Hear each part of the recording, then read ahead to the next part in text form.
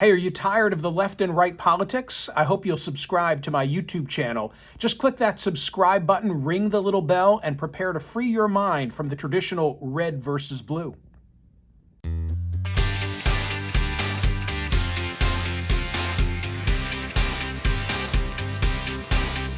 So, I have my tickets for Dead & Company in Philadelphia later in summer.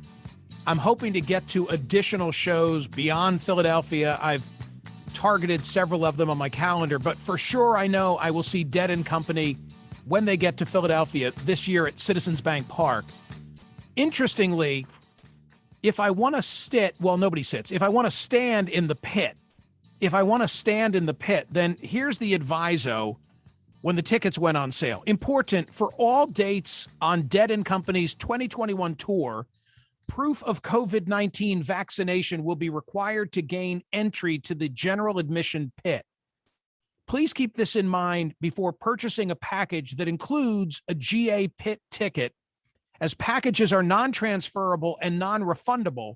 If a GA pit ticket holder does not have documentation, they will be provided an alternate viewing location. There are no exceptions to this policy. Question: what about someone who has had the virus? What about someone who has battled and survived COVID-19? Should they be able to stand in the general admission pit and watch Dead & Company? And I use that just by way of illustration. You can fill in the blank. There are so many other examples of behavior now that is being limited by those who've been vaccinated. The Excelsior Pass is a subject I discussed on radio within the last couple of days and discussed it on CNN previously, right? New York State, in concert with IBM, has developed the Excelsior Pass so that those who've been vaccinated can display that information and gain access to a bar, a restaurant, a sporting venue, whatever the case may be. That really hasn't caught on the way that I thought that it would across the country, but New York is seeking to utilize that methodology to give businesses the confidence to reopen and give patrons the confidence to go and be among other people. I bring this subject up because today at smerconish.com, a most provocative of essays, the fundamental unfairness, as they describe it, of treating those who've had COVID-19 but not subsequent vaccination as second-class citizens, or as they say directly, in an environment of worldwide vaccine scarcity, vaccinating those who've been sick with COVID-19 is not only unnecessary, but it's immoral. I raise the subject for, among other reasons, because I'm curious and I'm kind of embarrassed not having discussed this specific aspect of COVID previously. We talked a lot about vaccine passports. We talk almost daily about our experiences. Where have we been, and were people wearing masks? Yesterday, I was in a farmer's market in the suburbs of Philadelphia, and I think I was the only person in the farmer's market not wearing a mask. I was permitted not to wear a mask. I'm fully vaccinated. There had been a sign on the door. Not only was there a sign on the door, but for months, there was also someone working the door to make sure that anyone who went in was masked. Well, the signs have come down. You no longer need to be wearing a mask, but everybody was wearing a mask yesterday, except me. And I must say, I felt the stink eye in several instances. But what about the people who've had COVID and are not vaccinated? Should they be given the run of whatever the experience might be, like those of us who are vaccinated? Let me read to you from the essay from Drs. Bhattacharya, Gupta, and Koldorf. As scientists, we've been stunned and disheartened to witness many strange scientific claims made during this pandemic, often by scientists. None is more surprising than the false assertion that, quote, there is no evidence for lasting protective immunity to SARS-CoV-2 following natural infection. The natural immunity develops upon infection with SARS-CoV-2 in a manner analogous to other coronaviruses is now well established. While natural infection may not provide permanent infection-blocking immunity, it offers anti-disease immunity against severe disease and death that is likely permanent. Among the millions that have recovered from COVID-19, exceedingly few have become sick again. Propagated by the media, the idea that infection does not confer effective immunity has made its way into decisions by government, public health agencies, and private institutions, harming pandemic health policy. The central premise underlying these regulations is that only vaccines make a person clean. And then they go on and they describe several such circumstances. For example, the state of Oregon has instituted a discriminatory vaccine passport system that provides privileges to the vaccinated, but treats recovered COVID patients like second-class citizens, though natural infection confers disease protection. When I read that, I thought of New York. I'm sure they could say the same thing about the Excelsior Pass. Here's another example. The European Union will be open to vaccinated tourists this June, but not to recovered COVID patients.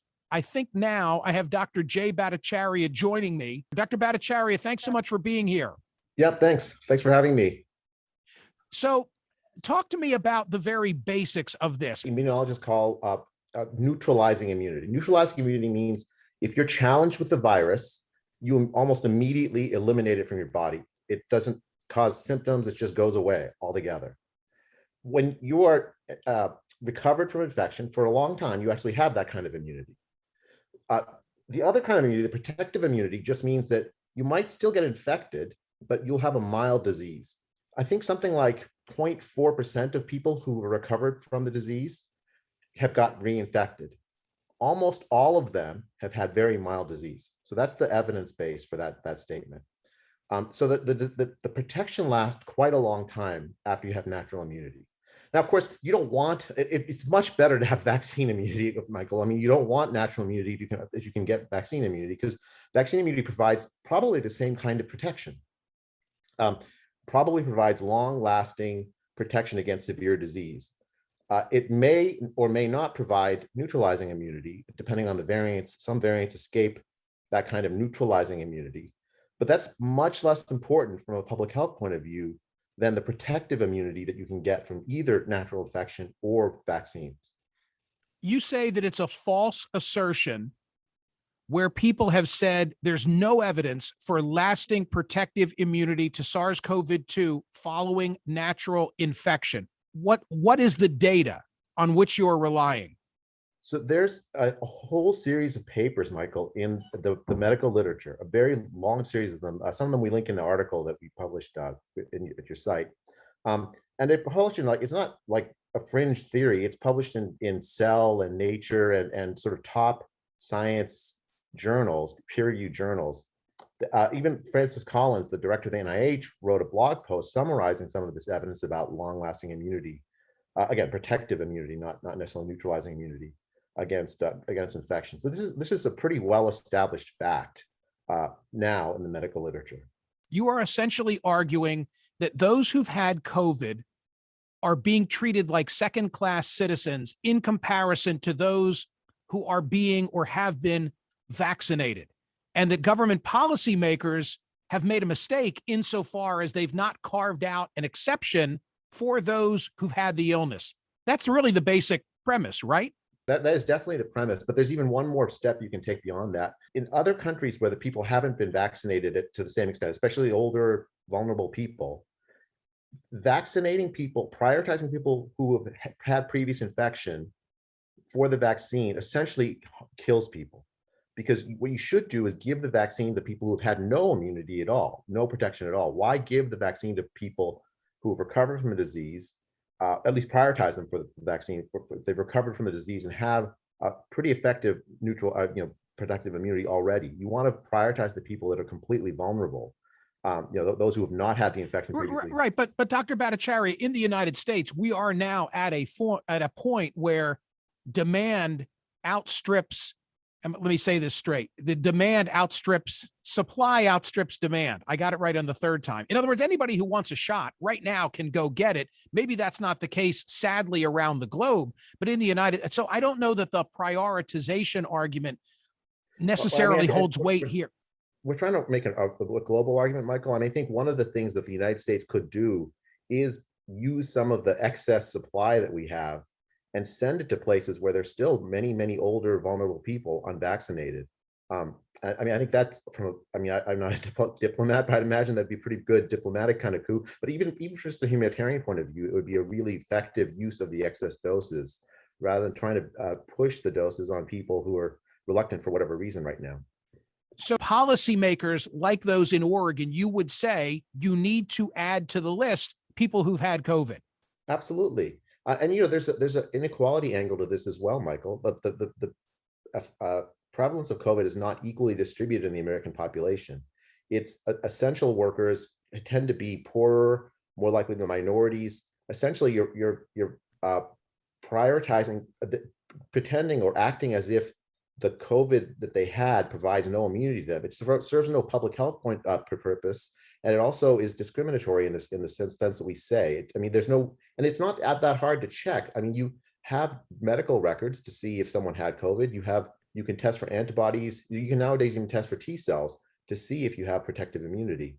So I think it's not that much more, given how much we've already spent, and given the public health purpose of not sort of treating people unequally when there's no reason to. I mean, I think it just makes a lot of sense to carve out that.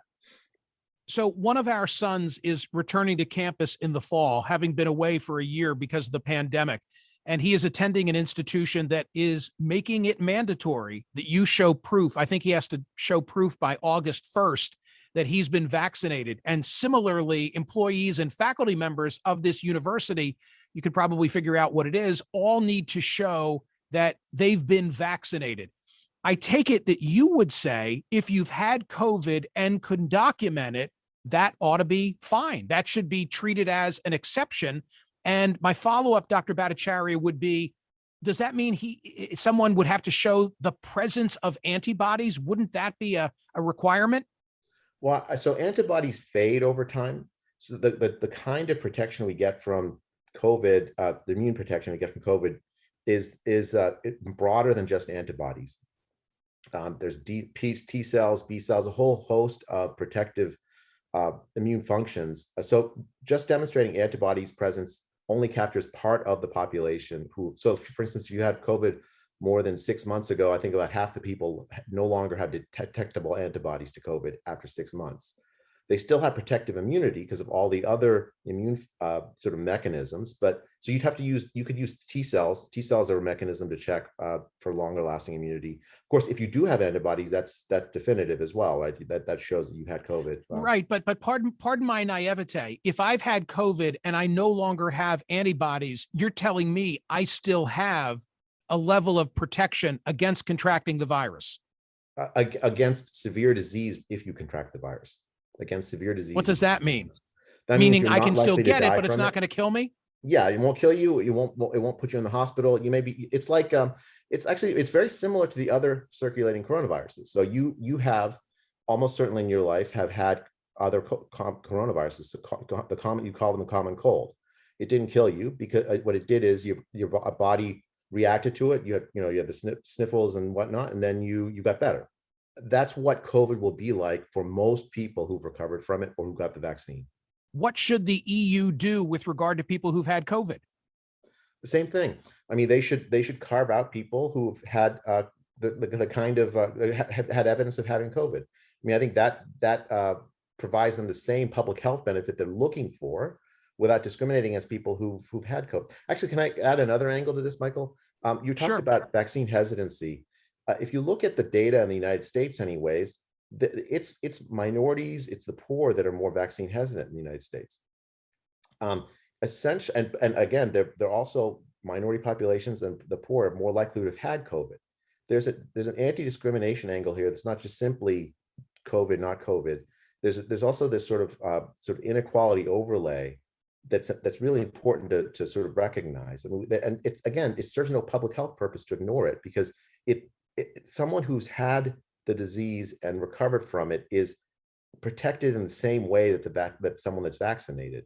The vaccine doesn't provide better protection. There's no evidence of that. I'll give you another piece of evidence on this, Michael, if you will. So in the vaccine trials that were run, these enormous trials that were run last year, the people who ran the trials, they recruited people who had COVID before, checked them for whether the vaccine was safe, and it was, to give to them, but then excluded them from the measures of efficacy because they knew that if they included them, they'd find the vaccine didn't protect those people any additionally above and beyond the protection they already had.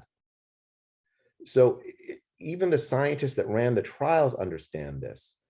There's no reason for public health officials also to not understand this. At the outset, Dr. Bhattacharya, I referenced the fact that I'm going to go see Dead and Company this summer in Philadelphia and maybe in other locations. Are you a Grateful Dead person? I see you smiling. I love the Grateful Dead. Yes, I didn't know they were still playing film, Mike, I have to say. Well, Dead and Company. Okay, you caught me. Technically, it's Dead and Company with John Mayer. So here's the question. I don't know if you're aware of this, but there is a proviso for those who want to stand in the pit for any of the Dead and Company shows this summer. It says, for all dates on Dead and Company's 2021 tour, proof of COVID-19 vaccination will be required to gain entry to the pit. Please keep this in mind before purchasing a ticket that includes pit tickets as packages, because they're non-refundable. And if a GA pit ticket holder does not have documentation, they will be provided an alternate viewing location. So advise Dead and Company. I take it you'd be saying, okay, the vaccinated can stand in the pit, but so too those who've had COVID. Yeah, absolutely. They're much less likely to pose risk to other people because when they get the disease, get the infection, they clear it faster.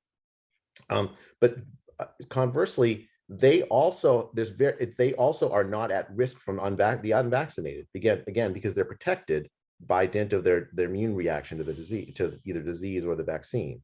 So from the public health point of view, I mean, I can sort of understand, in order to make people feel safe, why Dead and Company would do this, have that requirement. I personally wouldn't require it, but like I can understand why that is. But to not also make a carve out for people who had previously recovered from the disease doesn't make any sense from a scientific point of view or public health point of view. Final question. Why is no one talking about this? I mean, I feel a little foolish in that I talk for a living and we've not had the conversation on my program. Hey, what about those who've had it in a world now where increasingly in some quarters, you've got to show proof that you've been vaccinated and there's been no exception carved. Why are you on the vanguard in this? I honestly don't know. This seems like the most obvious thing. I mean, I think we've kind of known this. You know, I think, okay, let me try to make a serious answer to that. So I think when the disease first came in, there was a debate among immunologists about the kind of immunity that people would get in response to infection. And the immunologists and public health people were very, very cautious. They said, well, we don't know for a fact that immunity occurs after infection. That like in March of last year. Or February of last year. We don't know that for a fact. And I think the immunologists who studied this, the evidence started coming in over the summer and fall that there was pretty effective immunity. You could even see it even if you aren't an immunologist, because there were so few reinfections last year, so few people who had COVID and then got it again. And that shift in scientific thinking as the evidence came in over the last year hasn't sunk into the public health discussion, and it really should. So maybe it's just, this is just what the answer to your question is. It just takes time for as scientific evidence comes available to move people on it. But here the scientific evidence is so overwhelming, it really ought to sink in. And also the public policy consequences are at this point overwhelming. You know, I think somewhere on the order of 100 to 120 million people have had COVID in the United States and recovered from it. I mean, we're not talking about trivial numbers of people. So it's definitely high time that we acknowledge this scientific fact. Dr. Bhattacharya, thank you for writing the piece. Thank you for publishing it at my website. It's provocative and I'm appreciative. Thank you, Michael. And by the way, I think our kids go to the same institution. So my daughter's in the same boat as your son. So that we'll okay. Thanks, Dr. Bhattacharya. Appreciate it. Take care. Bye now.